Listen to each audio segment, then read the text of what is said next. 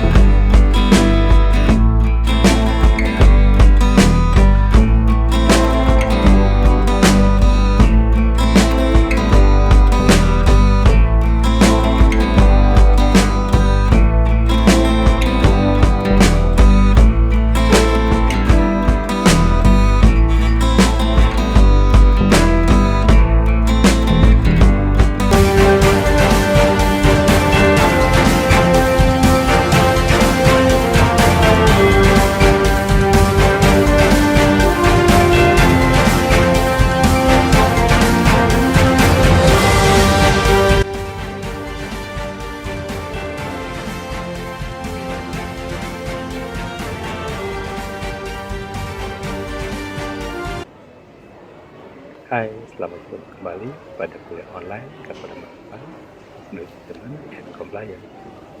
Pada kesempatan ini, kita akan mendengarkan presentasi mahasiswa kita mengenai penanganan COVID-19. Oke?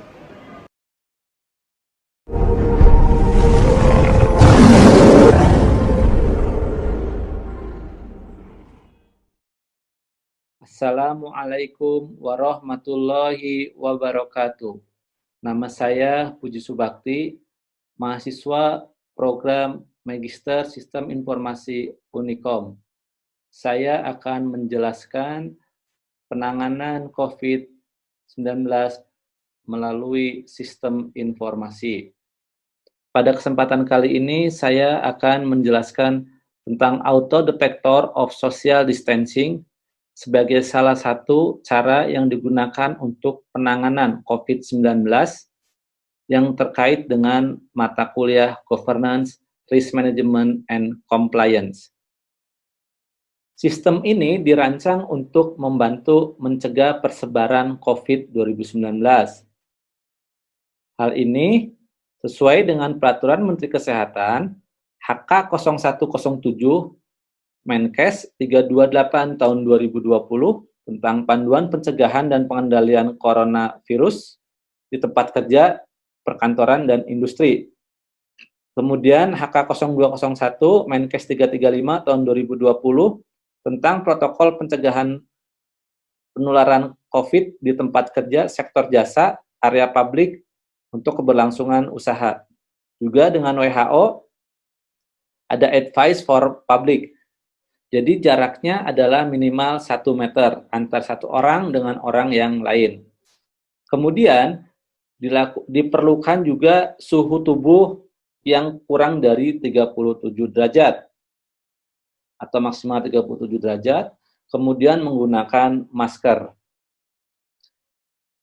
Itu adalah beberapa kepatuhan yang harus dilakukan oleh masyarakat di luaran dalam rangka mencegah penyebaran COVID-19. Kondisi saat ini adalah bagaimana masyarakat ini, kalau dari yang pertama itu masyarakat ketika akan memasuki satu area dites menggunakan temperatur suhu untuk mengeceknya, dan di sini ini terjadi kontak langsung. Kemudian jarak antar orang ini juga masih sangat dekat, kurang dari 1 meter. Tentu ini tidak sesuai dengan protokol COVID. Ditambah lagi dengan sebagian besar tidak menggunakan masker. Nah, ini bagaimana pencegahan coronavirus bisa terjadi kalau seandainya tetap seperti ini. Kemudian ini di area kantor. Di area kantor ini ada pembatasan juga ada kapasitas ruangan yang harus dipenuhi. Jika dari sini sepertinya masih ada batas-batas yang dilanggar. Kemudian juga ini tidak menggunakan masker. Selanjutnya ini di area perbelanjaan. Bagaimana masyarakat antusias berbelanja di area pertokoan yang sudah memasuki masa new normal, namun dari sini terlihat masyarakat tidak mematuhi protokol kesehatan. Selanjutnya adalah skema autodetektor. Pada skema autodetektor, ini menggunakan perangkat utama adalah kamera atau CCTV sebagai perangkat utama untuk mengcapture data-data yang masuk atau objek-objek atau orang yang masuk. Kemudian di sini adalah komputer untuk memprosesnya. Di sini AI Vision atau Machine Learning untuk membahas, untuk memahami bagaimana objek-objek itu masuk. Kemudian di sini adalah monitoring untuk objek-objek yang telah masuk tadi. Pada saat melakukan scanning ini, sebetulnya karena sudah menggunakan artificial intelligence atau machine learning tadi, itu sudah bisa mendata apabila dilakukan di dalam kantor, itu akan detect bahwa pegawai A namanya siapa, kemudian dia pada bagian mana. Sehingga ketika masuk ke kantor, itu pegawainya bisa langsung otomatis melakukan presensi kehadiran. Alur kerja yang dilakukan untuk autodetektor adalah yang pertama dari perorangan akan masuk secara antri bergantian dan akan otomatis didetek menggunakan thermal image, suhu badannya seperti apa. Kemudian apabila terdapat beberapa hal, misalnya suhu badannya tinggi atau tidak menggunakan masker, maka akan keluar alarm, bunyi alarm yang menandakan bahwa terjadi pelanggaran. Kemudian dari sini ketika sudah masuk, otomatis akan didetek dan disimpan sebagai satu rekapan untuk perusahaan dan sebagai analisa lebih lanjut.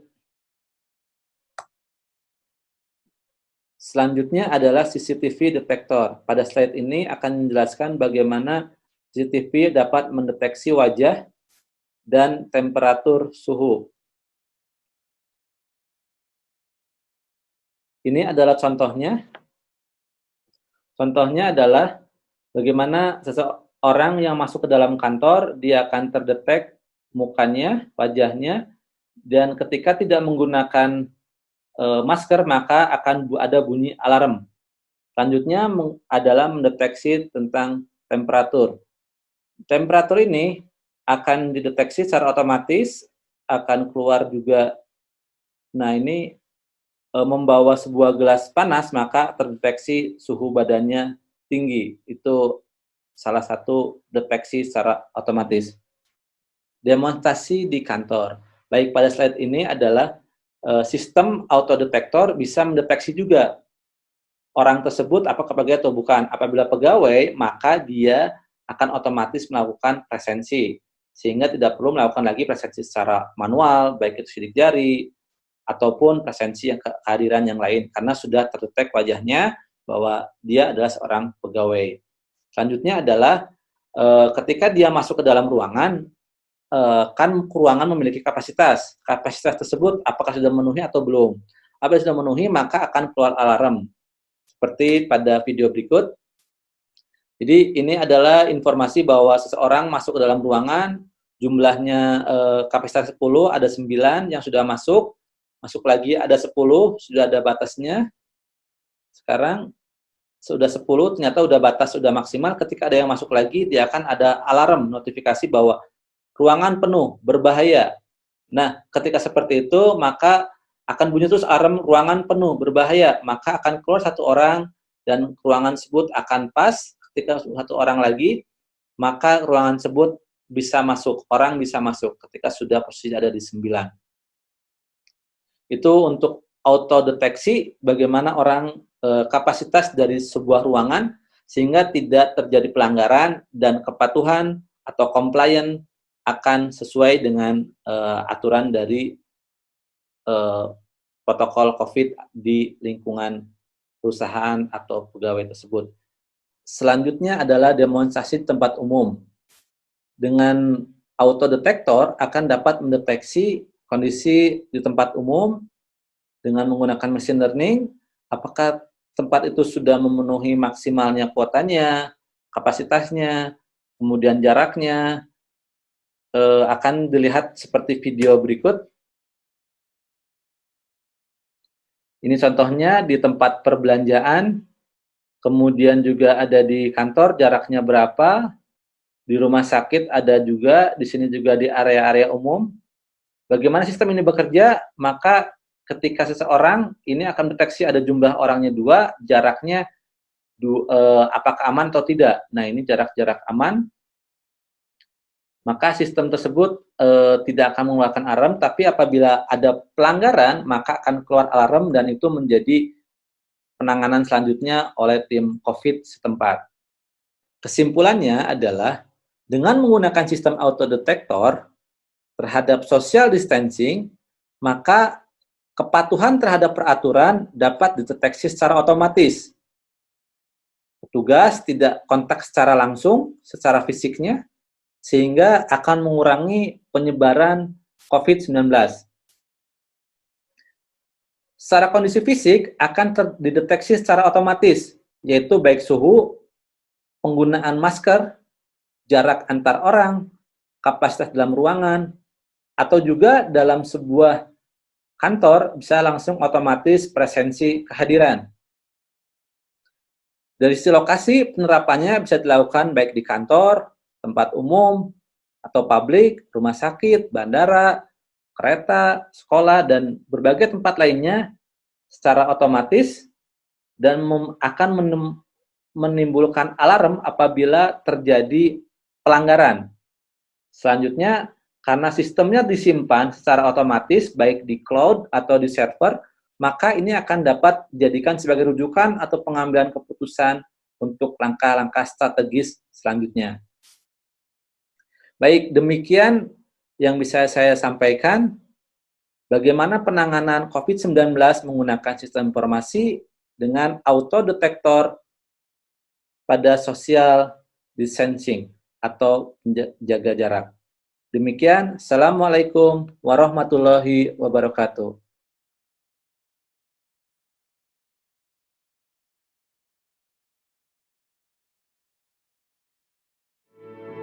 Coronaviruses invade cells through so-called spike proteins. The spike protein is the major surface protein that binds to a receptor, which acts like a doorway into a human cell.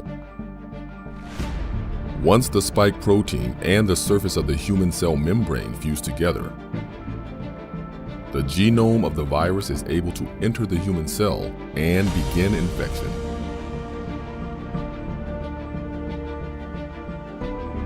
Understanding the shape of the spike protein in COVID-19 is the key to figuring out how to target the virus and accelerate potential vaccines. Jason McClellan and his team at University of Texas at Austin, in collaboration with the National Institutes of Health, are credited with this important step, which may help in the development of a vaccine against the coronavirus.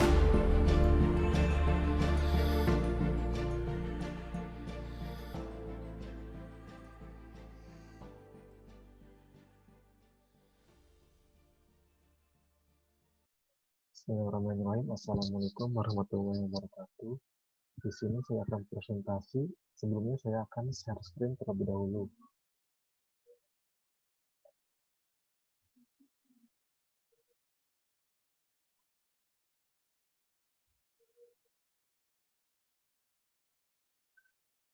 Di sini saya akan membahas mengenai penanggulangan COVID-19 dengan analisis risiko menggunakan ISO 31000. Sebelumnya saya akan Sebelumnya saya akan memperkenalkan diri. Nama saya Galugustika Pravena, mahasiswa Magister Informasi Universitas Komputer Indonesia. Di sini saya akan membahas mengenai 3 bahasan, yaitu pertama manajemen risiko, penjelasan mengenai ISO 33000, serta mind mapping. Pertama, apa sih manajemen risiko? Manajemen risiko adalah suatu pendekatan terstruktur atau metodologi dalam mengelola ketidakpastian yang berkaitan dengan ancaman suatu rangkaian aktivitas manusia, termasuk penilaian risiko, pengembangan strategi untuk mengelolanya, dan mitigasi risiko dengan menggunakan pemberdayaan atau pengelolaan sumber daya. Yang kedua yaitu ISO 33000, di mana ISO 33000 adalah proses manajemen risiko yang terdiri dari 3 proses besar. Pertama itu penetapan konteks, di mana penetapan konteks ini yaitu untuk mengidentifikasi dan mengungkapkan sasaran suatu organisasi yang hendak dicapai, serta stakeholder yang berkepentingan dan keberagaman risiko. Yang kedua yaitu asesmen risiko, di mana asesmen risiko ini terdapat 3 proses, yaitu identifikasi risiko. Identifikasi risiko ini yaitu mengidentifikasi risiko apa saja yang dapat mempengaruhi pencapaian sasaran tersebut. Yang kedua yaitu analisis risiko, yaitu di mana menganalisis suatu kemungkinan atau dampak dari risiko yang telah diidentifikasi. Yang ketiga yaitu evaluasi risiko, yaitu di mana membandingkan hasil evaluasi serta kriteria risiko menentukan bagaimana risiko tersebut dapat atau akan diterapkan. Yang terakhir itu penanganan risiko atau pengakuan risiko, itu terdapat 4 penanganan yang dapat dilakukan, itu menghindari risiko, mitigasi risiko, transfer risiko, serta menerima risiko. Dari ketiga proses besar ini, terdapat dua proses, yaitu komunikasi dan konsultasi. Komunikasi dan konsultasi itu yaitu merupakan hal yang penting, mengingat prinsip manajemen risiko yang menuntut untuk dilakukan seluruh organisasi. Yang kedua itu monitoring review, di mana monitoring review ini yaitu implementasi bahwa manajemen risiko telah berjalan sesuai dengan perencanaan yang dilakukan. Selanjutnya yaitu mind mapping. Mind mapping analisis risiko penanggulangan COVID-19. Pertama itu dampaknya itu terjadi ke semua sektor, mulai dari bidang pariwisata, kesehatan, dan lain-lain. Dampaknya itu bisa bertahap atau secara langsung. Yang kedua yaitu tingkatan risiko. Tingkatan risiko ini ada 5. Pertama yaitu zona hijau, di mana zona hijau ini yaitu tidak terdapat kasus baru yang ditemukan. Yang kedua yaitu zona biru, di mana zona biru ini itu terdapat kasus hanya beberapa. Yang ketiga yaitu zona kuning, di mana yaitu terdapat kasus di suatu wilayah yang tidak terlalu banyak.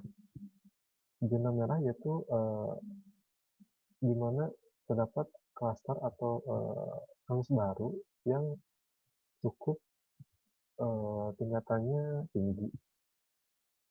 Serta yang terakhir itu zona hitam, di mana zona hitam ini terdapat kasus yang sangat tinggi dari zona-zona yang lain.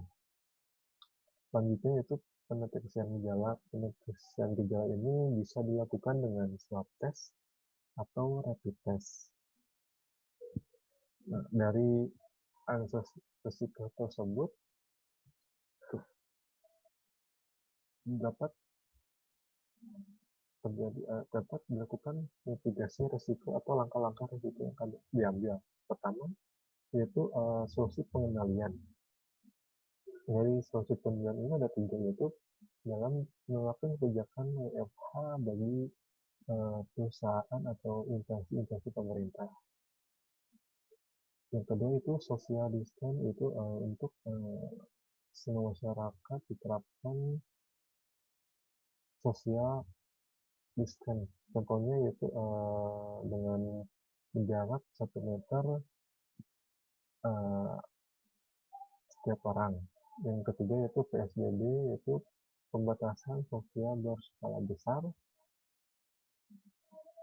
Selanjutnya yaitu identifikasi lanjutan, di mana identifikasi lanjutan ini yaitu harus secara holistik atau menyeluruh. Itu bisa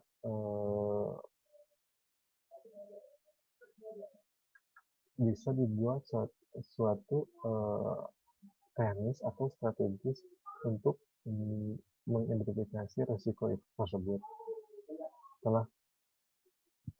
Selanjutnya yaitu jika terdapat atau teridentifikasi risiko lanjutan, maka dilakukan dua proses, yaitu emergency response plan dan business continuity plan. Yang ketiga yaitu business continuity management, di mana di sini yaitu proses manajemen continuity yang akan terjadi jika kasus ini akan berlanjut.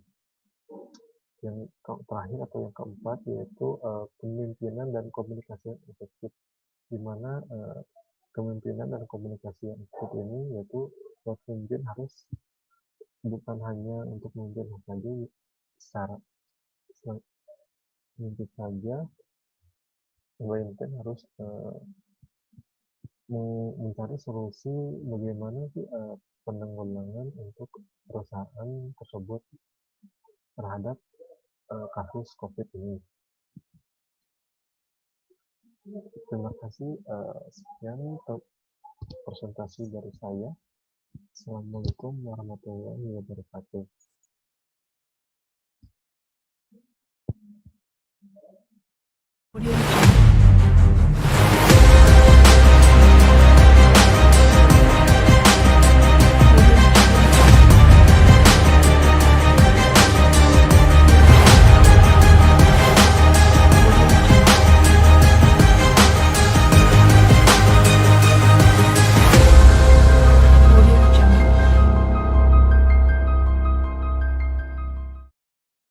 Ya, Assalamualaikum warahmatullahi wabarakatuh. Perkenalkan, nama saya Rizky Galang Rahmandani. Saya mahasiswa Pascasarjana Universitas Komputer Indonesia Bandung.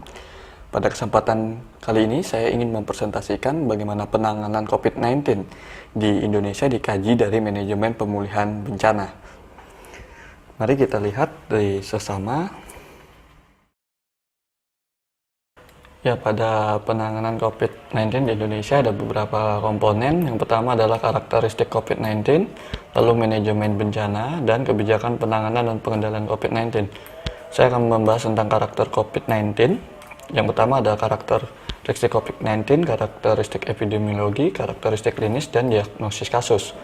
Lalu kita ke manajemen bencana. Manajemen bencana ada manajemen risiko, yaitu pengkajian risiko dan pengelolaan risiko. Pengkajian risiko ada identifikasi risiko, penilaian risiko, dan evaluasi risiko. Identifikasi risiko adalah mengidentifikasi risiko apa yang akan terjadi pada pandemi saat ini. Lalu kita melakukan sebuah penilaian risiko dan kita mengevaluasi risiko yang terjadi pada saat pandemi. Lalu kita ke pengelolaan risiko. Pengelolaan risiko ada pencegahan, mitigasi, pengendalian risiko, dan pemulihan. Di pencegahan ada edukasi, lalu ada protokol kesehatan. Protokol kesehatan yaitu ada karantina 14 hari, PSBB, menggunakan masker, mencuci tangan, dan social distancing. Lalu kita ke mitigasi. Mitigasi yaitu mengurangi kasus penyebaran COVID-19, yaitu dengan melakukan rapid test dan swab test pada masyarakat. Lalu ada pengalihan risiko dan pemulihan. Selanjutnya ada kebijakan tentang penanganan pengendalian COVID-19. Ada beberapa komponen, yaitu pertama meningkatkan ketahanan nasional. Lalu ada membentuk tim gugus tugas mempercepat penanganan COVID.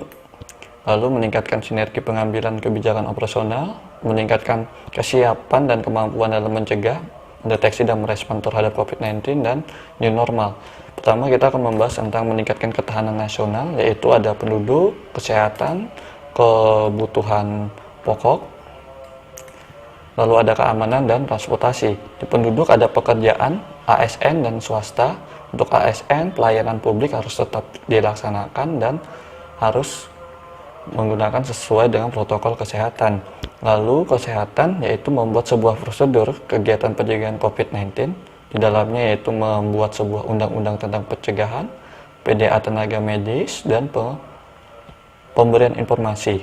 Pemanfaatan sistem informasi pada saat ini digunakan melalui web, sosial media, dan aplikasi sehingga masyarakat dapat mendapatkan informasi tentang COVID-19. Lalu selanjutnya adalah kebutuhan pokok. Dalam kebutuhan pokok yang dilihat adalah periode waktu kebutuhan pokok, yaitu ada durasi pada periode pendek, menengah, dan panjang. Lalu untuk segi keamanan, yaitu yang kita khawatirkan adalah gangguan keamanan. Gangguan keamanan kita harus melihat SDM, persenjataan, dan pembiayaan. Sehingga apa yang kita tidak inginkan pada saat pandemi ini tidak terjadi. Lalu kita juga melihat transportasi, yaitu laut, udara, dan darat. Yang selanjutnya adalah membentuk tim gugus tugas penanganan COVID-19, yaitu dibentuk secara nasional dan dibentuk secara daerah. Selanjutnya adalah mempercepat penanganan COVID-19 melalui sinergi antar kementerian, lembaga, dan pemerintah daerah. Dalam hal ini, penguatan pemerintah daerah sangat dibutuhkan dalam penanganan dan pengendalian, yaitu juga harus melihat penguatan aspek politik dan melihat penguatan aspek fisikal. Untuk penglihatan aspek politik, kita harus melihat dari kondisi di Indonesia dan secara global. Lalu ada meningkatkan sinergi pengambilan kebijakan operasional dan meningkatkan kesiapsiagaan dan kemampuan dalam pencegahan, pendeteksi, dan merespon terhadap COVID-19.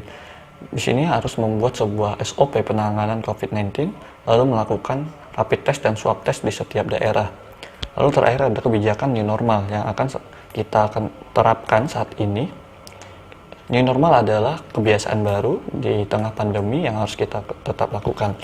Yaitu pertama adalah membuat sebuah standar operasional new normal, lalu memberikan kepada masyarakat, jika masyarakat mematuhi aturan new normal, dan apabila tidak mematuhi aturan dari SOP new normal, yaitu akan memberikan sebuah sanksi. Lalu ada pemulihan di era new normal. Ada beberapa aspek yang saya lihat. Yang pertama adalah aspek ekonomi, baik ekonomi kecil, menengah, sedang, dan perusahaan besar.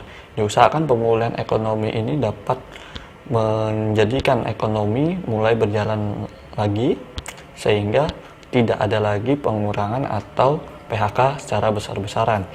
Lalu selanjutnya di bidang pendidikan. Di bidang pendidikan ada dua, yaitu ada formal dan non-formal. Di formal ada yang namanya manajemen sistem pembelajaran online, yang saat ini sedang kita lakukan, bisa menggunakan aplikasi Zoom, Google Classroom, dan atau Ruang Guru. Lalu untuk kesehatan, di kesehatan kita bisa melihat individu, kelompok, dan masyarakat. Mungkin itu yang saya dapat sampaikan dari presentasi singkat saya tentang penanganan COVID-19 di Indonesia dari segi manajemen pemulihan bencana.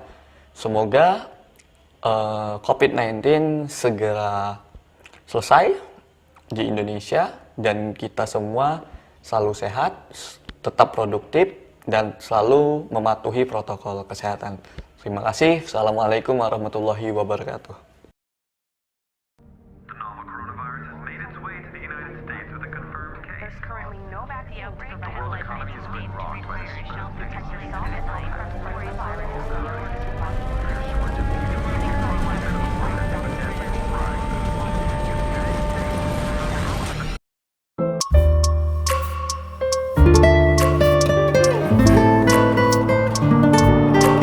I wake up every minute mind, who would limit where it needs to feed. I work blind, got vision I don't need to see. I'm thinking mind over matter, I believe in me. I need to find more hours in the day to breathe. Need to find more power in the way I be. And when my mind turns sour with the painful scenes, I need to scream out loud, I can't stop me. I wanna be the greatest like Rocky. You know I leave them all hating like a hobby. I'm out here making moves like a lobby. And if you ain't with me, it's your loss. See, I got my mind on the facts, I'm a python, grab what I like real fast. Talk until I have everything I attack, everything that I lack, everything that I want, and I see, matter of fact.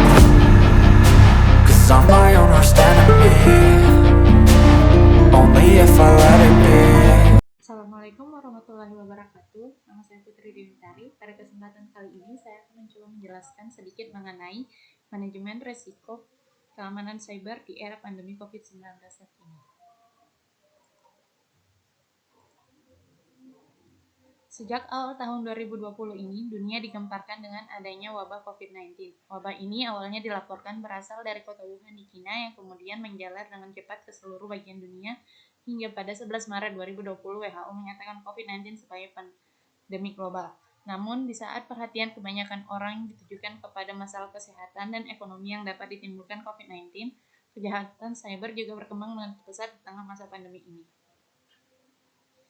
Dari data Trend Micro Smart Protection Network menunjukkan bahwa ada lebih dari 900.000 ancaman di email, URL, dan file. Sebagian besar ancaman ini terkait dengan email spam. Data berikut ini merupakan informasi yang dikumpulkan dari 1 Januari 2020 hingga 31 Maret 2020. Trend Micro mencatat bahwa beberapa kali URL ini meningkat secara dramatis dari bulan Maret. Trend Micro menunjukkan peningkatan 260,1% dari Februari. Saat ini, URL diblokir oleh Trend Micro.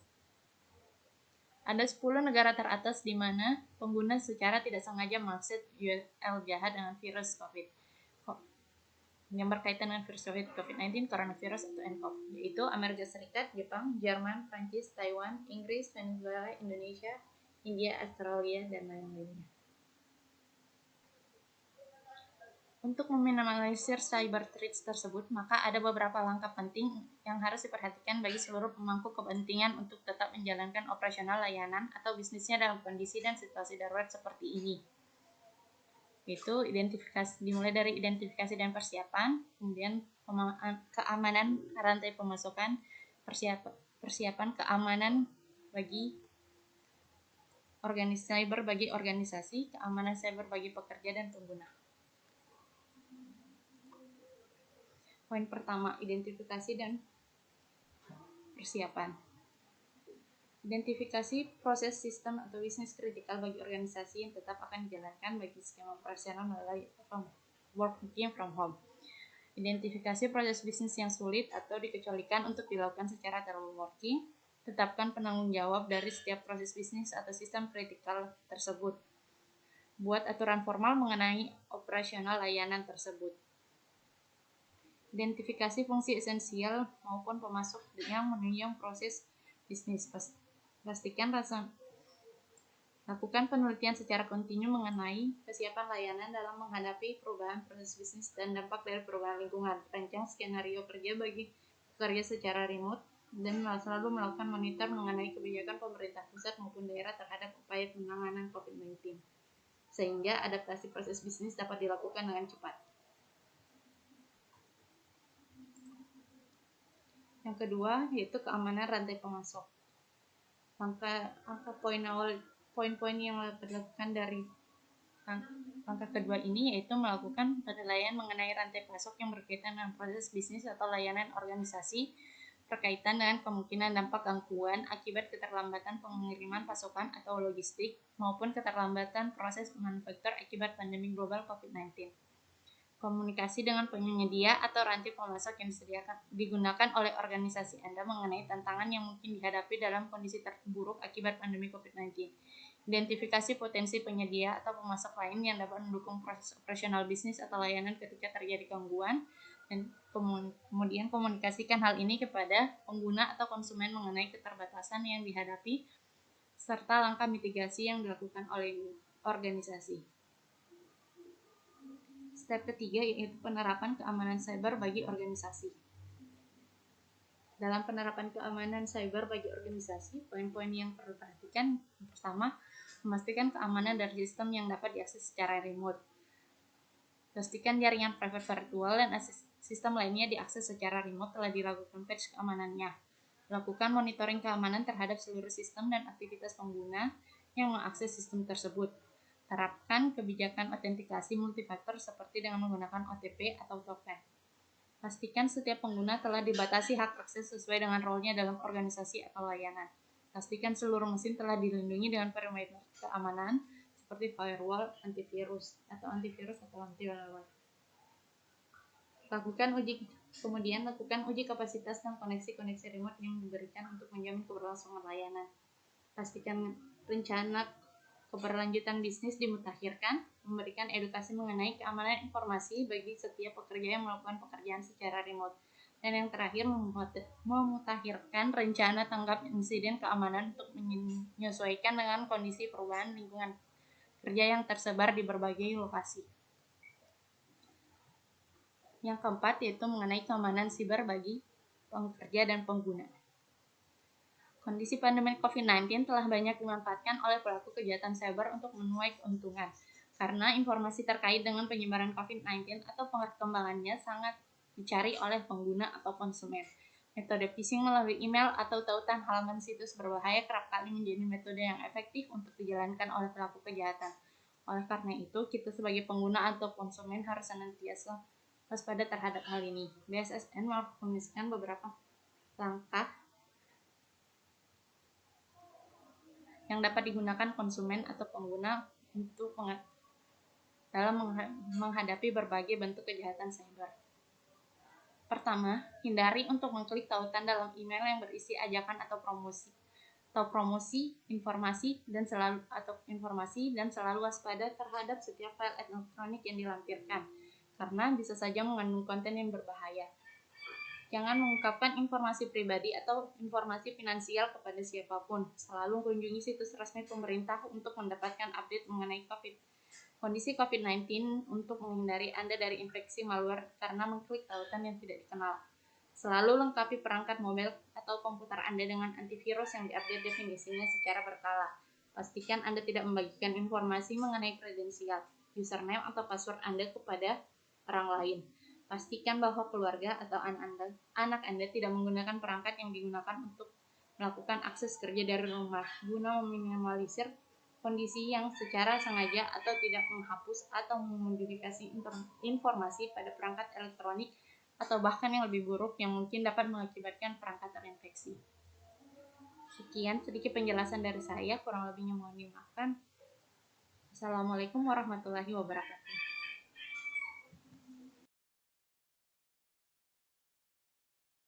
People become anxious in the present times about their safety. Every day at 7 a.m., the sterilization process at the American Hospital begins. All our staff and every visitor are checked at the entry point. Anyone with cold or flu symptoms is transferred to our specialized clinic for a COVID-19 test. Here, our friendly medical team will advise and guide them through procedures and clear all their doubts about the checkup. If the result comes positive, the patient will be shifted to a separate isolation facility equipped with the proper technology, just 9 minutes away from the hospital. The team will attend them with proper medical examination and treatment, while in quarantine, supporting them to get a healthy and speedy recovery. In the meanwhile, other patients can have their normal consultations with doctors in a safe environment. Assalamualaikum warahmatullahi wabarakatuh. Perkenalkan, nama saya Reva Estefani Handoko. Sekarang saya akan menjelaskan atau memaparkan tentang manajemen kepatuhan ISO 19600/2014 terhadap penanggulangan penyebaran virus corona.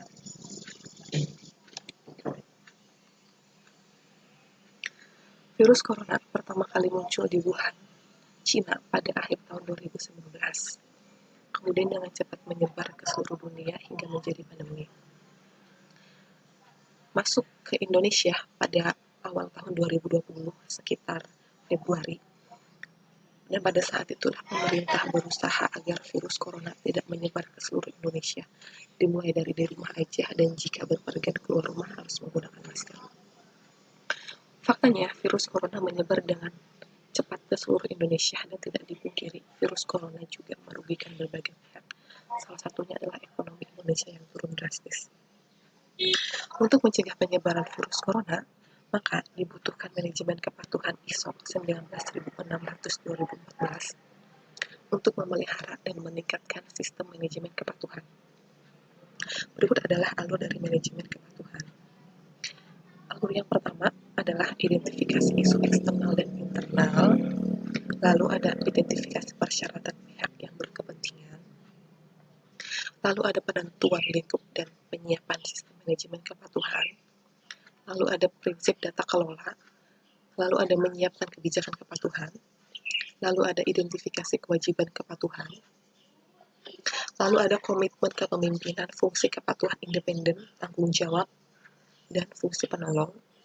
Kemudian ada perencanaan penanganan risiko, lalu ada perencanaan dan pengendalian operasional risiko, kemudian ada evaluasi kinerja, dan yang terakhir adalah pengecekan ketidakpastian. Selain alur, ada juga langkah implementasi manajemen kepatuhan. Yang pertama adalah membuat struktur organisasi untuk kepatuhan, mengembangkan kerangka kerja manajemen kepatuhan, mengembangkan kebijakan manajemen kepatuhan, mengidentifikasi kewajiban dan komitmen kepatuhan, kemudian membuat dokumentasi kepatuhan, kemudian membuat dokumentasi penting lainnya, kemudian membuat repositori dokumen, kemudian menetapkan prosedur, mengembangkan prosedur, melakukan penjadwalan untuk mengidentifikasi daftar kewajiban, kemudian mengimplementasikan sistem manajemen kepatuhan, kemudian menjadwalkan pelatihan, kemudian membuat laporan kinerja dan analitik, kemudian melakukan peningkatan berkelanjutan, dan yang terakhir mengimplementasikan sistem kepatuhan sesuai dengan roadmap.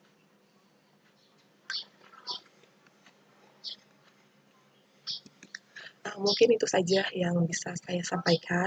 Kurang dan lebihnya saya mohon maaf. Jangan lupa untuk selalu jaga kesehatan. Wabillahi taufiq wal hidayah. Wassalamualaikum warahmatullahi wabarakatuh.